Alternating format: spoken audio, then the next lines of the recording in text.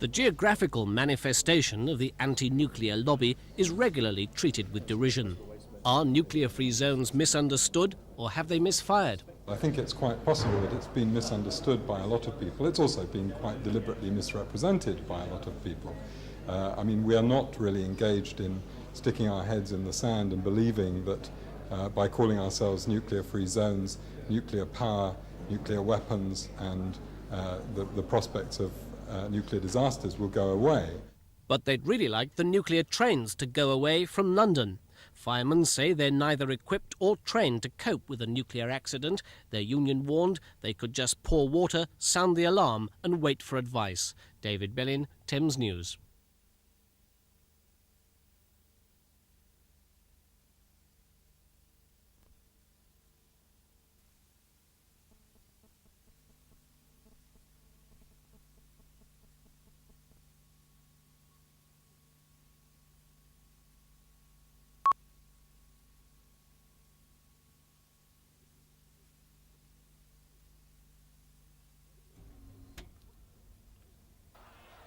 Luton is famous for football. The Hatters are in Division 1, an airport that packages millions on their holidays, and a car factory that's a shadow of its former self, but still the town's biggest employer.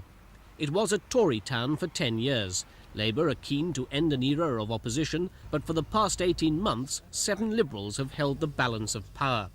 Whoever wins 25 of these seats on May the 7th will win a Star Prize and overall control of the town council. On the Tories' election platform, they're talking rates down, selling shares in the airport and planning to protect the environment from bricks and mortar. In Luton we have a conflict. It's a very small borough, very densely populated, and it's really a question of, do you continue to build vast numbers of council houses, or do you protect the last areas of open space? We should protect the last areas of open space. But with 4,000 on the council waiting list, Labour and the Alliance want to buy more land and build more homes for sale and rent.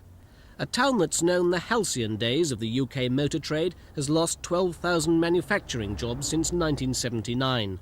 14% are now unemployed. Labour want economic initiatives. We would set up a new committee which would handle all the employment aspects in the town. And then we would see that as taking on board views from the Chamber of Trade, trade unions and major employers, but would mainly be led by the council in trying to solve a very drastic problem we've got here in Luton, unemployment. All 3 parties opposed government orders to privatise Luton Airport. It's now a private company instead of a council department, but the council own all the shares. Tories will sell some, Labour and the Alliance won't. There are a lot of jobs here. It's an important aspect of the town. People are quite proud of it, and we think justifiably so. And we do want to make sure that it remains 100% council owned so that we can protect its future and in fact build it up.